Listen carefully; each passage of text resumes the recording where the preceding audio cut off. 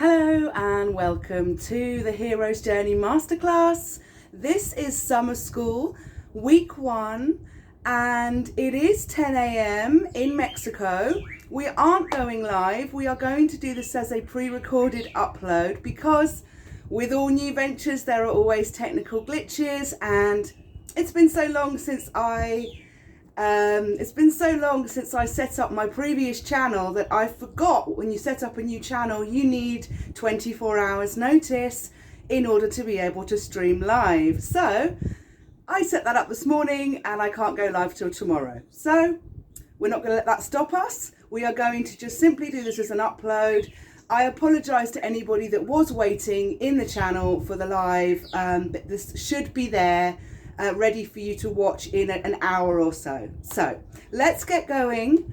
This is the first week. We're going to look at the 10 jade tablets, or the 9 jade tablets, the 9 first ones in summer school before we hit the Hero's Journey Masterclass. And this is to introduce you to my thesis, my theory, my ideas, my philosophies, and all of my research that's gone into this huge project, which has become my life's work. And I felt that before we just jump straight into the hero's journey, it would be useful for you to understand some of my thinking as to how I've reached these pinnacles of thought. We're going to start today at the first one. This is all being done in the order that I created them, so the order that I discovered these ideas, the journey that I've been on myself. So you're going to really come along with me on the journey I've gone on to, that I've come along so far. And the first one is this lovely guy or girl here. It is a human being. And this is basically my illustration of the thesis, as above, so below. My idea being that the human body is a direct mirror reflection of the planets in our solar system, and also that we are a complete mirror reflection of the planet Earth as well. So there's sort of a 3-layer or 3-tier idea going on. So we're going to start with that idea of us being like the Earth, because I want to talk about the elements first of all, the natural elements, which are the foundation of all creation, all creative forms, energetic forms in the universe are founded upon either a singular or a combination of the natural elements of ether, fire, air, water, and earth. So as you can see down here, we've got the picture of the earth, and this is the first, meaning this is the first jade tablet created. So we have the earth, we have north, we have south, we have east, and we have west, relatively, obviously, depending on where you are in the world. But from this perspective, now we have the 4 major changes that happen because of the sun and the moon, which is the summer solstice and the winter solstice. We have the vernal spring equinox and we have the autumnal equinox. These 4 shifts or 4 aspects of the cycle are never ending, they are timeless, they will always be that forever and ever and ever. There is nothing more unchanging about this cycle than anything else we can witness in our physical world from here on planet Earth. And this is the idea that the world or the Earth is a tetrapolar magnet. And that is to suggest that our bodies are a representation or a mirror reflection of this. So if we look at the idea of magnetism in the Earth is also made up of fire, earth, water and air. Now, the fire aspect is the electrical fluid in the earth, which is the masculine aspect because it's fire. Then we have the feminine aspect, which is the magnetic fluid, water. So two fluids, fire and water, but fire is electrical and water is magnetic. The air aspect in the earth is what balances all of the elements in the round. The earth aspect is that which contains. So it is the physical solid of the earth that is the container. And the same goes, to make a quick reference across to the body, the air in our bodies, in our lungs, it balances. The air in our blood, the oxygen in our blood, it balances the whole system by moving oxygen via the blood around our system and allowing oxygen to reach all of our organs and all of the systems in our body that need oxygen and nitrogen, because our air is actually a mixture of oxygen and nitrogen. The earth in our bodies is obviously the physical aspect, the skin, the bones, the bit that you see as my silhouette is the earth. The fire is contained from the top to the middle, and the water aspect, or the feminine aspect, is contained from the bottom to the feet. From the middle to the feet. Now, obviously, the electrical fire and the magnetic water, they flow through us in a system. But there is also this aspect of the masculine top half of our bodies and the feminine bottom half of our bodies. But we'll come back to that in a minute. So going back to the earth for a moment, we have the polar ray constructive power comes from the top side of fire electrical fluid as a constructive force. So that which can build, that which can create. We use fire in all sorts of ways to increase, enhance and heat things to make them into something else. We construct them into something else. And we also have a destructive polar ray in the way that fire can be destructive. Obviously, that doesn't need much explanation, okay? So each element has a negative and a positive polarity in that it can be used in both extremes and can be useful in both extremes. Fire can be very important. Fire was one of the most important discoveries for mankind. But we also know how destructive fire can be and how quickly fire can destroy everything that has been created. Now, we can say the same about water. The water on the earth, we have a passive polar ray. So that's the feminine, the passive. And we have the active polar ray, which is the masculine.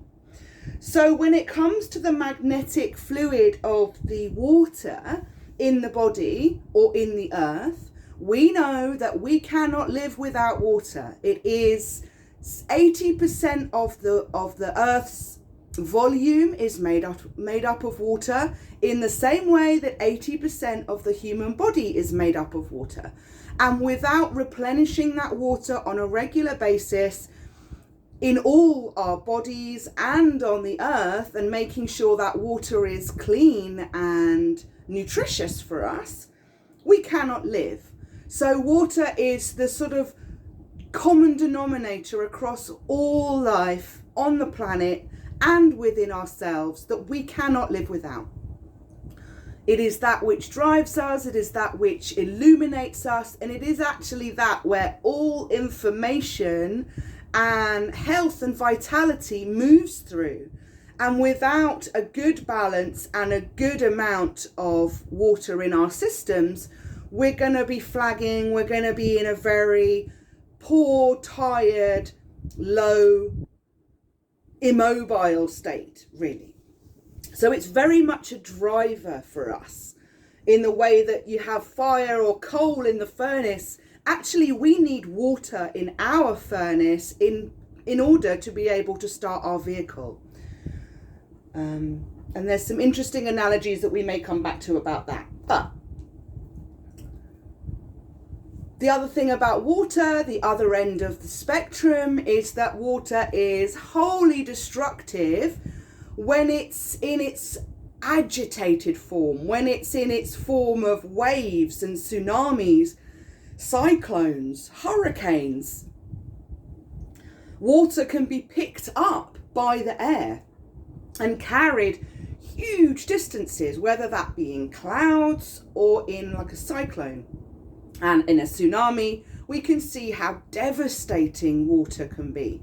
And in a way that a fire can be put out by water, in most cases, even the largest forest fires that may burn for days and days will eventually be commanded and controlled by water, providing that there's enough water to put it out. We cannot say the same about water. There is nothing that can stem the flow or control the effects or the damage or the destruction of a tsunami. Not that we have yet discovered. And so it's interesting to understand that all things have a positive and a negative energy. Anything can be a powerful tool for creation or destruction, depending on how you use it, or depending on the force or intention or energy surge that's coming up from underneath it.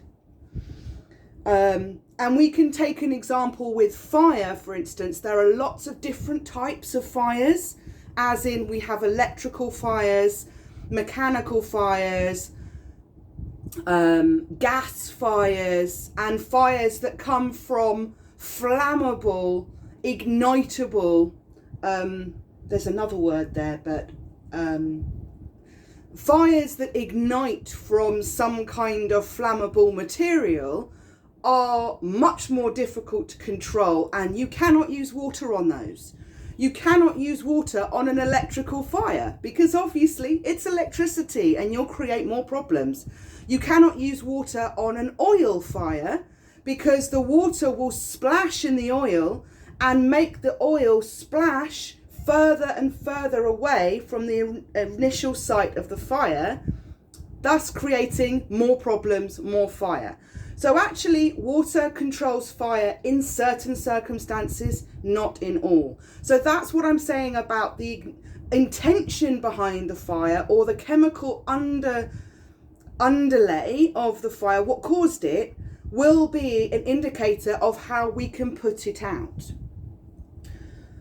Okay, so I think we've kind of covered the idea of how the earth works from an elemental basis.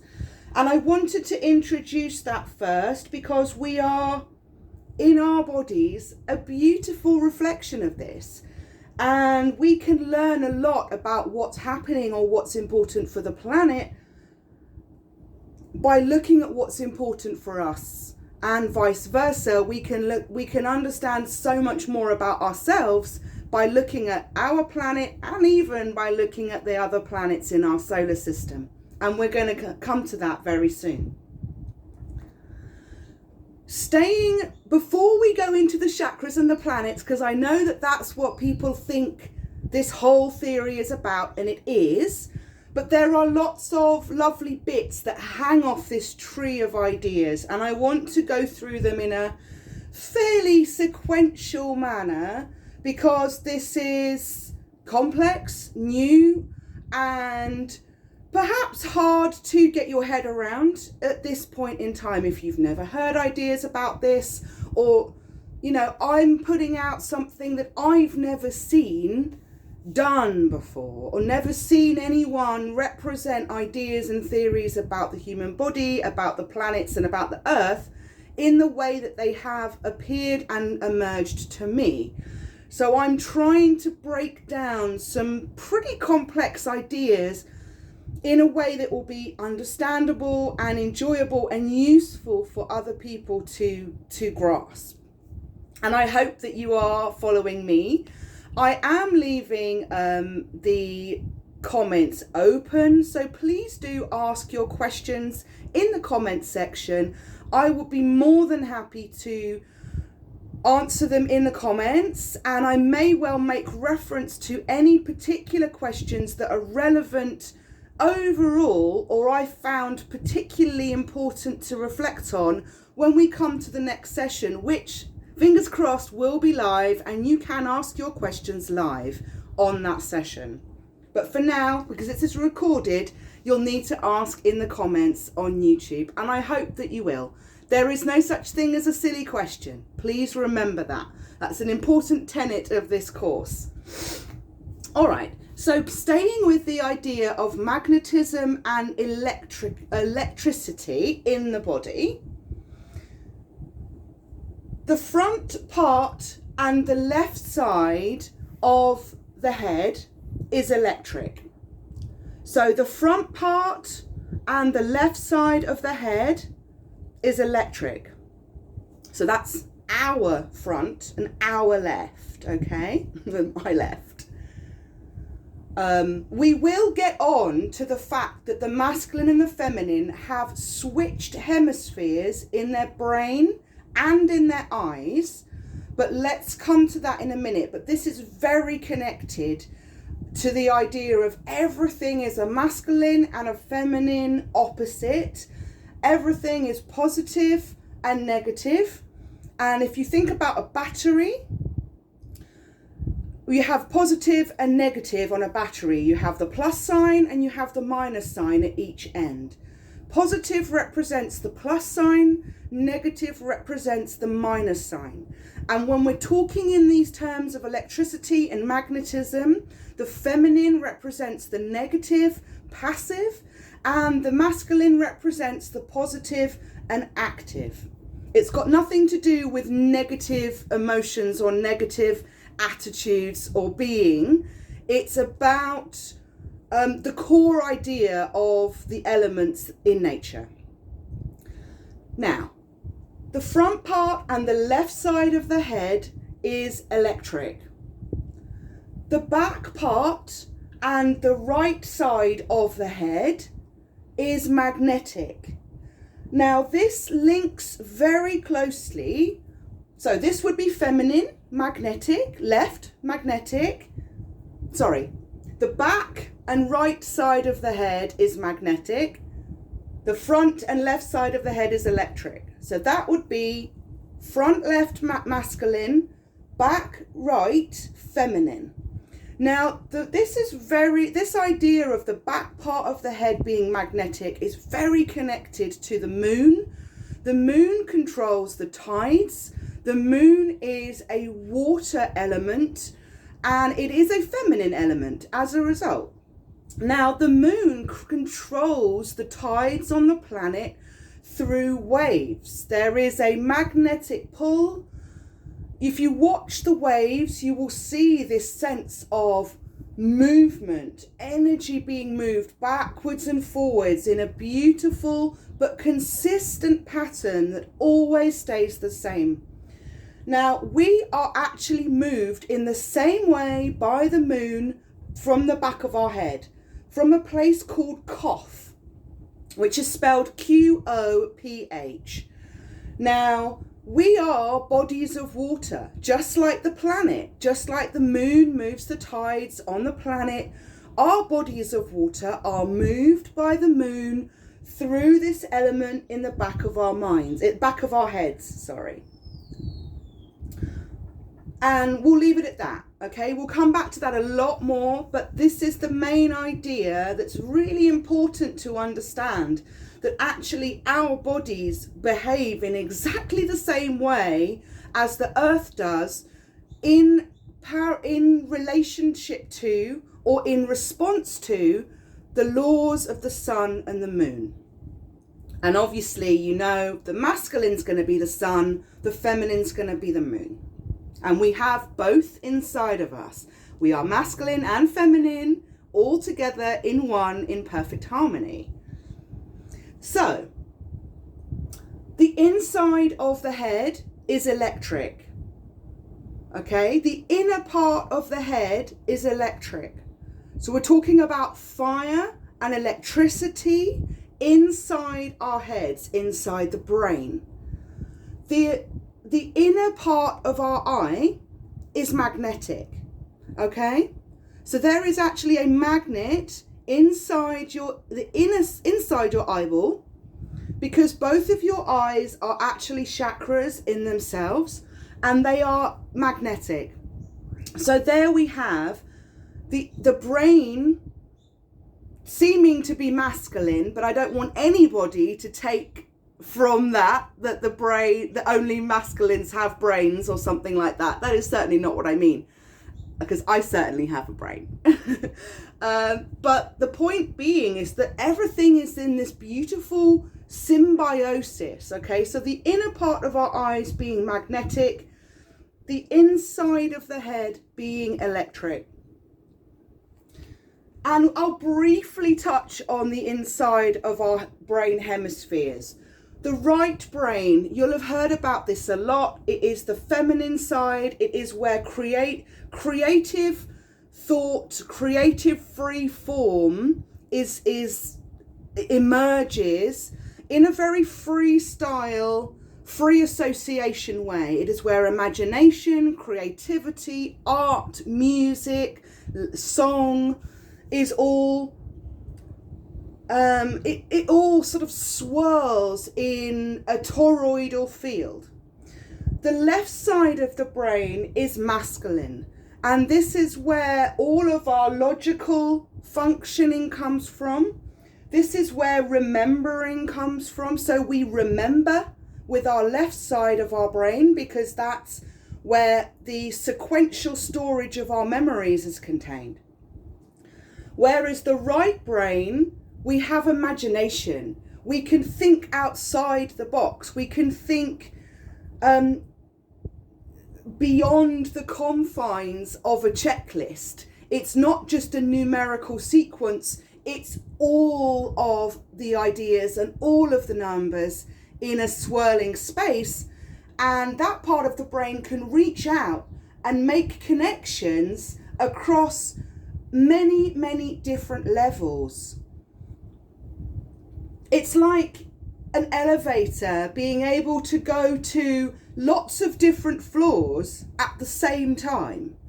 Whereas, it's a strange analogy, but bear with me. It's like an elevator being, maybe it's Charlie in the Chocolate Factory. He had a very special great glass elevator that could do magical things, and we are going to talk about magical things on this course, so let's use this as an idea. The great glass elevator, for instance, can go to lots of different places and see lots of different things at the same time. Maybe because it's a great glass elevator, you can see through the windows and you can look at all the levels, all these different floors, all these ideas, all these beautiful windows showing you different ideas, and you can cherry pick what you want. If we think about the masculine side of the brain, it's like a normal elevator that you'd see in a normal hotel. It goes one level to the next. It can go from 9 to the ground, or from 2 to 5 to 11, but it cannot come out of its numerical sequence. It must pass through, to go from 1 to 8, it must pass through 2, 3, 4, 5, 6, and 7 to get there. I hope that makes sense as an analogy. So this is our logical left side brain. Really important that we use this in so many aspects of our daily work and daily lives and daily survival to a lot of people. They couldn't exist without having this idea of logical thought, remembering. Everything is about memory. If you couldn't remember how to open the fridge, for instance, you wouldn't be able to eat. You wouldn't be able to get your milk and your eggs and your cheese out of the fridge if you couldn't remember how to open the door. So all of these aspects of what happened yesterday, what happened in our learning process when we discover new ideas, such as learning to cook for ourselves, learning to go shopping, buy food, put it in the fridge, then take it out of the fridge and start cooking, we need to remember every single time, 3 times a day, maybe more, that we need to open the fridge in order to get the food out. Now, if we suddenly forget how to open the fridge, that whole process, that whole system is defunct. And you'll be sat there just confused because that piece is missing. It's like someone's removed the 5th floor from your process. So our remembering function and our faculty for storage of memory is probably the most key thing that makes us human. It's what creates our identity. It's how we know who we are, how we know what we did yesterday, how we know whether we've washed our hands, how we know whether we've taken our medication, whether we've got up on time, whether we remembered to turn the gas off, whether we remembered to put the milk out. Any of these small things are based totally on your own memory of what came before. And when memory is damaged, this is hugely debilitating for somebody, because all of those structures that become our cushion in life, things that we do automatically without thinking, is lost. And there are beautiful ways that we can retain and regain memories that are lost. And hopefully we can explore some more ideas. So I'm trying to emphasize that whilst there is a very big emphasis on examining and acknowledging the feminine aspect in our being and in our world and in our planet, something which I feel has been neglected wholeheartedly, it is important that we understand the importance of both sides, that it is the masculine and the feminine that makes the whole. And it is not about saying that the feminine is better or more important, or that the masculine logical left brain is more important. Actually, I think our world has become too masculine, too left-brained. We've not been accessing our feminine right side, creative, emotional side enough, and maybe that's why there's so many problems as there are in the world. And maybe we can start to do something about that when we understand that the feminine offers so much as well, but she needs the masculine side as a foundation from which to fly off into these creative mindscapes.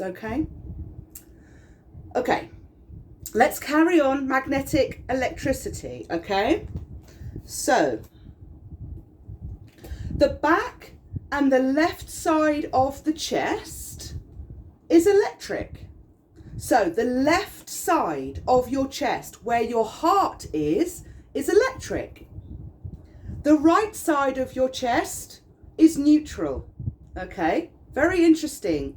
It's not magnetic, it's neutral, suggesting that the emphasis is on the left, where your heart is, and your heart is an electrical, holds an electrical current. It is an electrical system, and this is very clearly represented by the electrical left side of the chest. The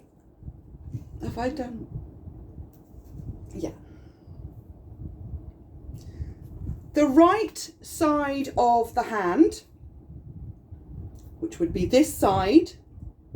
So I'm talking about that the slicing blade side of the hand is magnetic, okay? The left side of the hand is electric, okay? So one hand, both electric and magnetic together, okay? The right and left sides of the fingers are electric.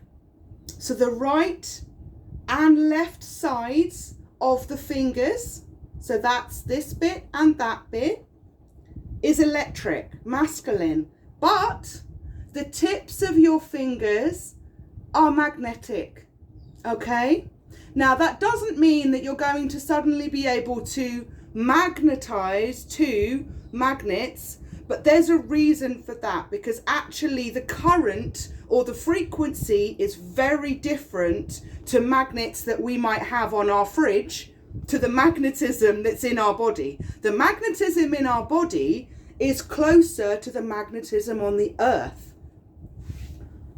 There is a correlation with gravity, actually, that we actually look like we are sticking to the earth through magnetism. We are on a planet that is traveling a huge velocity, and we don't feel that standing on the earth, but we are held down very easily by gravity, almost like we're magnetic. So that's a better way of looking at it. You're not going to stick to your fridge magnet, but your ability to stick to the earth while it's rocketing through the atmosphere is a very important point that none of us really have much understanding of. It's completely out there. We just exist within it. Alrighty. So, tips of the fingers magnetic, right and left sides of the fingers are electric. The active electric side of the body is the right side. So your masculine side of the body is the right side, and this is active electric. The right side, the left side, did I say right? The right side is active electric. The left side is the feminine, passive magnetic, okay? You'll often see me in my videos talking about the left side being feminine. I'll often reference the left being feminine, the masculine being right, and this is why. It's not just about the hemispheres, it's the whole body is almost split down the middle that way, but it is also split down the middle at your solar plexus, with the masculine also having a power over the top half and the feminine having a power over the bottom half. And again, that connects in with our connection to Gaia, the earth being feminine through our feet, and connecting to the heavens through our crown and our soul star chakra up to the heavens and the sky and the planets, being a very masculine energy. We talk about Mother Earth, we talk about Father Sky, okay? So that's where that comes from. Now, the Akashic, or sayings, I'll come back to that actually. On the foot, the left side of the foot is electric. The right side of the foot is magnetic, okay? So the feet also carry, just like the hands, a complete balance between magnetic and electric, in the way that the body is half and half. It's kind of in 4 quarters really, but we'll talk about it in 2 halves vertically and 2 halves horizontally, because that's closer to the reality. These are all interconnected systems that work as one holistic system. They are individually very, very important, and they stand alone. in their own power and their own abilities and attributes, but actually they come together and create something greater than the sum of its parts. I've noticed we've got 10 minutes left. I'm going to keep these sessions to 45 minutes because, hey, it's summer school. It's supposed to be chilled. It's supposed to be fun. We're going through a lot of information, and I've got to go swimming in a bit. So let's try and finish this in 10 minutes, mama. Okay. The front part of the abdomen, your tummy, is electric. The back part is magnetic. So the back part, or your back behind your tummy, is magnetic. Again, like the magnetic part of the back of your head, we have a magnetic part at the lower back. Again, it's like that harness that the moon uses to pull on us. Back of the head, back of the lower back, or your hip area. If you had an actual harness on an animal or a baby, you would be able to move them very easily by having a harness around their lower back. In fact, that's how all animal harnesses are created, and baby harnesses.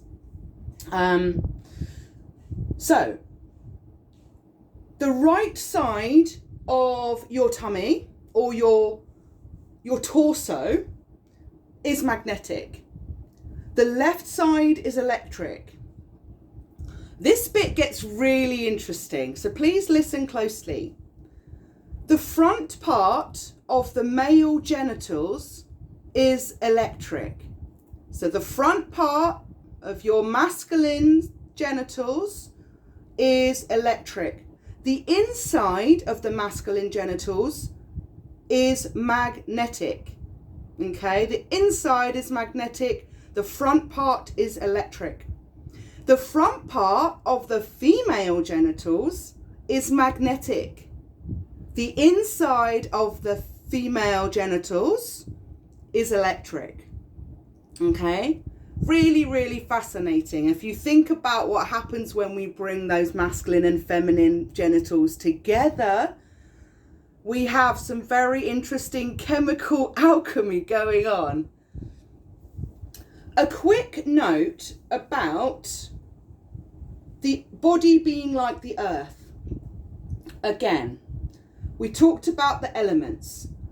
Fire is considered contained in the head, the brain, the masculine fire in the head, okay? The feminine water in the stomach area, so our sacral chakra, going all the way down to our feet. The positive and negative that splits the fire and the fire and the water, the masculine and the feminine, happens right here at the solar plexus, just below the heart. Okay? The air that moves through our lungs and through our blood, through the whole system, is also a masculine element, and it is that which balances our whole system. Without air in our lungs, without air in our blood, we cannot live. So this is just as important as all the other elements that go towards keeping us alive and making us living, breathing, moving creatures on this planet. Now, in terms of the earth principle, the earth in our bodies would be the bones, the flesh, the skin, the tendons, all of that good stuff. Now, the Akashic or etheric principle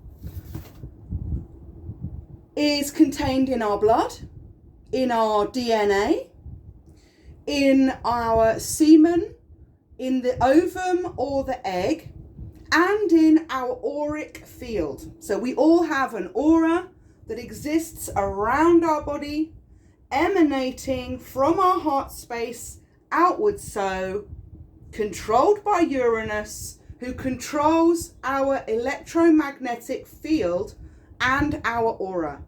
These are two different things. They are not the same thing. The body has an electromagnetic field and the earth has an electromagnetic field. The earth has an aura and the body has an aura. But they both emanate from the same place. From within, they emanate outwards. So whatever's going on the inside is actually reflected and seen on the outside. And for those people that can see auras, they would be able to see this as colors and movement and vibration within someone's auric field. Really cool stuff. And if there's anyone that can see auras, I'd really like to hear from you, because that's a really interesting idea I'd like to discuss with someone that, you know, can do that. Okay? Let's run really quickly through the planets and the chakras, because this is really why we're here. This is the important aspect that will run through every one of the Jade tablets and every aspect of the Hero's Journey course.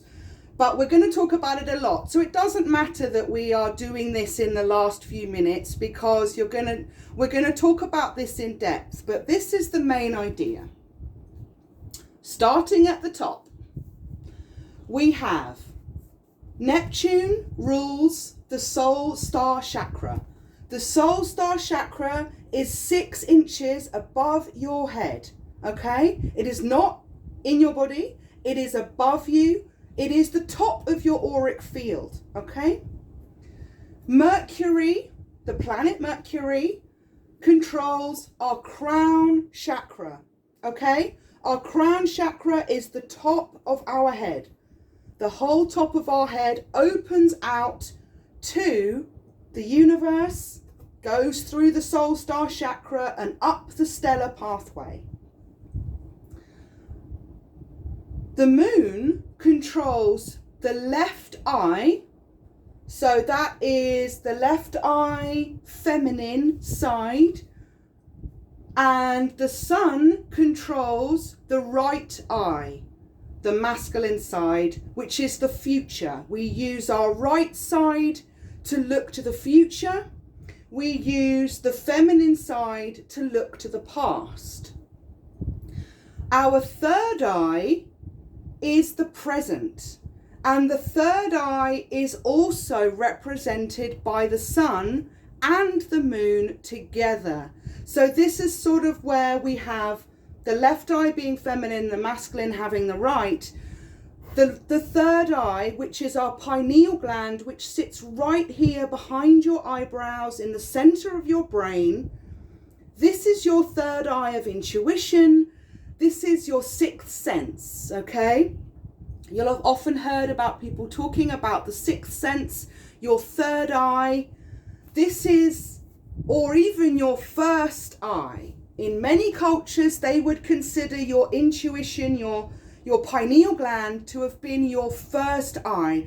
And if we look at many reptile species, their first eye, their pineal gland, is actually visible on their skin. You can see it on many reptiles. You can Google this. And it is thought that many early primitive forms of humans and animals had a visible third eye on their forehead, and even a projection outwards like a unicorn horn. And many animals have a tusk or ivory horn right here on their head, and this is exactly where intuition stems from. But over time, over the eons, as the earth has changed and consciousness has changed and evolved, it has receded and returned back into the body and can no longer be seen visibly. That's why people don't know it's there. But I'm telling you, it is there and it is still fully functioning. But for many, it has been blocked off, cut off, even diminished and poisoned by certain things that are in our system, that are in the water. Things like fluoride in our water and in our toothpaste will will actually diminish the power of your third eye. So what we're trying to do in this course is open the third eye, open that extra knowledge, that access to extra knowledge that we all have. Okay, 44. We're probably going to go over a few minutes. That's okay. I don't want you to miss any of this. Okay. We've talked about Uranus manages or governs the electromagnetic field and the aura. This emanates out from the heart, coming out both sides, and then creates this green band that you can see around the body. This is our electromagnetic field, and it is emanating from our electrical heart space, okay? From the very cavern within us. The throat chakra is governed by Saturn. The heart chakra, which is the gateway from the lower chakras to the upper chakras, is governed by Venus. The solar plexus is governed by both the Sun and Jupiter. We have a duality there. You see, the Sun and the Moon appear in many different forms and aspects in our body. The Moon appears again in our sacral, down here in the water area. Sacral chakra is also, you can see it says Mercury there, because I feel that Mercury and the Moon have a very joint or dual feature or facility within the body.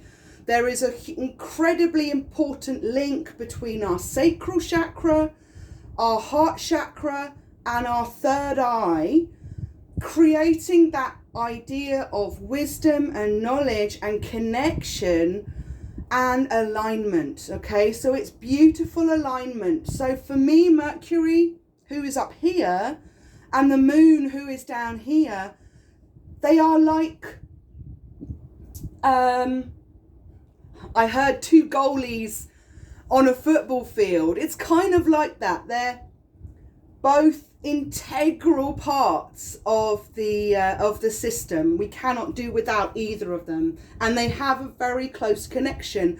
And also, I'll make this extra point, the Moon travels around the Earth, always providing like a satellite for our planet. Mercury does the same thing for the solar system.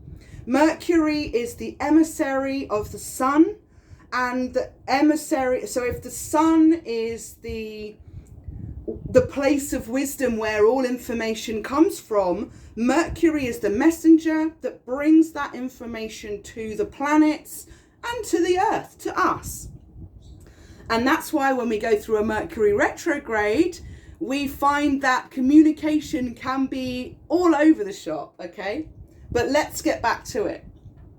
The right hand chakra is Vesta and Maldek. The left hand chakra is Tiamat and Ceres, and we'll come to those in another session. The root chakra is Mars. The Earth star chakra is Pluto, okay? And Pluto holds an important aspect up here as well, but we will come to that more when we talk about the tree of life. But Pluto is our Earth star chakra, and it sits 6 inches beneath our feet, okay? So if you're standing on planet Earth, barefoot on the grass or on the granite rock or on the sand, you have a chakra that is 6 inches below your feet. So that chakra is now embedded in the earth. They are combined, they are twinned. That's why we are able to ground our bodies by standing on the earth, because we are physically attached to the electromagnetic field and the Schumann resonance of the planet. Schumann resonance being 7.83 hertz. It is the most balanced and healing frequency for the planet, and it exists between the ground and the ionosphere. The ionosphere is about 150 miles from the ground into the atmosphere, and it is actually a field of energy that is created when lightning strikes the planet. So this idea of 7.83 hertz is a very magical frequency that emerges from chemical reactions created by lightning, and it is a very healing frequency for the planet and for our bodies. So by grounding yourself, standing on planet Earth, or sitting, you could sit down and let your root chakra sit connected to the ground. Another great way. Or you can just lie out like an angel starfish, flat on your back or on your tummy, and you're going to get all full body grounding. Really, really fun stuff to do. But we've got lots to talk about on another session when it comes to that. So, the last thing I want to say, this is the body and the earth as the Tetragrammaton, okay? Yod, He, Vav, He. Yod is fire, masculine. He is water, feminine. Vav is air, masculine. He is earth, feminine. I know He and He are spelt the same, but they both represent the feminine, but they do also dually combined represent earth and water. So the Tetragrammaton is like the tetrapolar magnet. It is all aspects, individually powerful, individually important, but coming together to create another sacred geometrical pattern or process, and that is life. Okay, so what creates life is the Tetragrammaton. I'm going to briefly talk about the Hermetic Principle. This was about as above, so below, which comes from the great Thoth Hermes Trismegistus. You can read his take on the world if you look at the Hermetica or the Kabbalion. And there are 7 major principles of the 7 Hermetic principles that we normally talk about. There are other strands and branches, but there are 7 that are considered most relevant to our experience because they connect to our chakra system and to the solar system. Again, that sense of harmony, coming together and mirroring one another. That's what we mean when we say as above, so below. Whatever's happening in the planets or in the solar system is actually reflected down here in our lives as human beings and in our bodies at a very individual level. I have, just to mention, here's one I made earlier. You're going to get a sneak preview of the 4th jade tablet, simply because I've written here the 7 Hermetic principles. The first one is mentalism. Second one is correspondence. The third is vibration. The 4th is rhythm. 5th is polarity. You see the plus and the minus there. The 6th is cause and effect. And the 7th is generation. If we go back to our map of our body, and I'm going to actually turn that around because this really is secret keeping until the 4th jade tablet day. I don't want to give away too much magic at this point in time. I hope you will understand and respect that. Here on our body, you can see it's a little bit small, but it's here. Mentalism, number 1, relates to our crown chakra. The idea of where ideas are contained. Even though ideas, our mind is not simply in our head, it is not, our mind doesn't actually exist in our brain. That is a myth. And I will tell you why that is in future sessions. And the reality and the truth is so much more exciting and so much more enjoyable to understand than this idea of a little man who is our mind sitting in our brain doing all this incredible thought work, idea forming and wisdom keeping, collecting stuff. Okay, so mentalism, thoughts, ideas, the processing of images, sounds, words, vibrations into something which makes sense. Okay, making sense of the signals, the electrical patterns, the frequencies that are constantly surrounding us. Mentalism is what harnesses it into something that makes sense for us. An idea coming together. Correspondence. Now, correspondence here relates to the third eye chakra, and that is this idea of harmony, balance, alignment, using both the feminine and the masculine in equal parts, equal share. Vibration, controlled by the throat chakra. All sound, all words, everything is a vibration. And vibration is what controls everything in the universe. Everything is a frequency of some kind. So this is controlled or governed at the throat chakra. Rhythm is the heart. Again, we talk about the current of the heart. It has a rhythm. It is also the great balancer of the whole system. If we talk about 7 chakras and 7 principles, I've got 9 chakras on here because I've included the soul star and the earth star. But many people know those 7 chakras. 7, if we talk about the 7 chakras, the heart will always be number 4. Whether you're starting at the top or starting at the bottom, the heart is always number 4.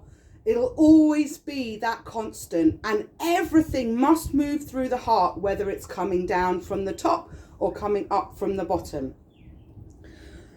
Polarity is at the solar plexus, this idea of the connection where positive and negative cross over in our beautiful spectrum. Cause and effect comes from the sacral chakra, the emotional, creative sense of our identity and our sexuality, how we show up in the world and how we feel about ourselves and other people. So cause and effect, and there's a lot more into that. We'll go into this in more detail later, but just to run you through them. And then we have number 7, generation, sitting right here at the point where our genitals are. So we can understand this idea of the root chakra and the generation being where not only things are created, so generations, things are generated from this space. It is, so obviously we can generate from our root chakra by having children. We are creating, or we are, you know, our genitals hold the gift of life, masculine or feminine, in this space. So it's also about where generations begin, where your familial generations, your descendants will come from your root chakra, specifically, literally. Okay? So there is a lot of information behind the Hermetic Principles. That was a real whiz through the Hermetic Principles, but I wanted to show you how fundamentally, and we are 1 minute off an hour, which is really great timing, that, you know, even the Hermetic Principles, the great ascended masters, the great wisdom keepers of our ancient civilizations, our ancient past, they understood the power of the chakras in the body, and that each of these chakras holds within it a power from the planets, which we're able to harness and use to our benefit. And when our chakras are out of balance, or they are diminished or weakened or overburdened, many people have put so much emphasis on their root chakra. They're out there having sex all the time, but they're not in their heart. So there's an imbalance there. There's a misalignment. Our duty is to try and bring beautiful alignment and balance throughout the whole system. And that's what we talk about when we talk about raising our vibration. We're literally raising balance from the bottom up to the top, and so on, balancing down the masculine into the feminine. We're trying to get out of our heads in a healthy way. We don't want to be too centered up here in our head, in our mind, where we think all of this is going on. We need to drop down into our bodies, into the water, into the earth of our bodies, where all these other powers and abilities exist. All these gifts of knowledge and wisdom exist in the full body system. But if you're too in your head, if you're all up here all the time, and you're not thinking about or focusing or allowing your emotions to come through, your feelings, your excitement, your fears, if you're repressing things, they will find a way to work their way up. And I just saw 10111 as I said that. Those gremlins, those demons, they will need to come to the surface somehow. So you can either be in control of that journey and gently caressing and coaxing your shadow side into the light, or you can be at the mercy. They can be in control of you, and they will take over if we don't pay enough attention to them. And that specifically goes for our emotions. Emotions are experienced by men, women, children, animals, the planets. Even Gaia is an emotional being. She is alive. Planet Earth is what I mean when I say Gaia.